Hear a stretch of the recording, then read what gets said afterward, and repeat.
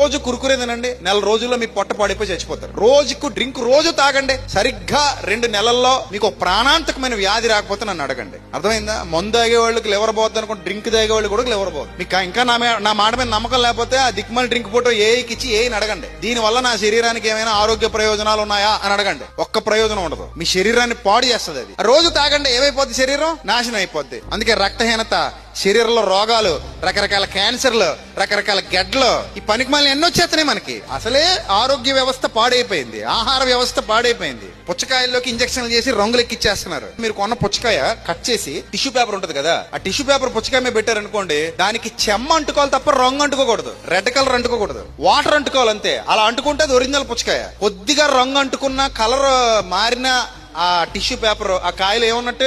Chemical ఉన్నట్టు. ఆ chemical తింటే క్యాన్సర్ వస్తుంది. యాపిల్ కి మైనం పోస్తున్నారు ఎక్కువ కాలం నిల్వ ఉండడానికి. తొక్కతో తినకూడదు, ఇది వరకట్లాగా యాపిల్ మనం చెక్కేసుకుని తినాలి. అలా అయిపోయింది పరిస్థితి. పెస్టిసైడ్స్, పురుగుల మందులు భయంకరంగా కొడుతున్నారు. ఇలాగ ఎన్నింటికి నాశనం చేశారో కెమికల్స్ కొట్టేసిన వంకాయలు. ప్రస్తుతానికి పాడు చేయకుండా వదిలేసినవి కొన్నే ఉన్నాయి. అందులో సీతాఫలం ఒకటి, దాన్ని ప్రస్తుతానికి పాడు చేయలేదు, ఒరిజినల్ గానే ఉంది.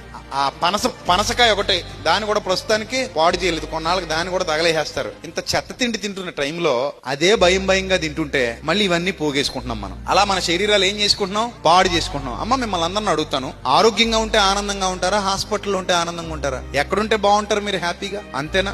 ఆరోగ్యంగా ఉంటే హ్యాపీగా ఉంటారుగా. మనం ఇంట్లోనే ఉండాలా, హాస్పిటల్లో ఉండాలా? ఇంట్లోనే ఉండాలి. అప్పుడే కదా మనకు మనశ్శాంతి, అప్పుడే కదా మనకు ఆనందం. మరి అంత గొప్పదైన ఆరోగ్యాన్ని ఎందుకు మనం వేస్ట్ చేసి పాడు చేసుకుని చెత్త తిని పాడు చేసుకోవాలి? సాధ్యమైనంత వరకు ఏం తినాలి? దొరికిన మంచి తినాలి, మంచిది తినాలి.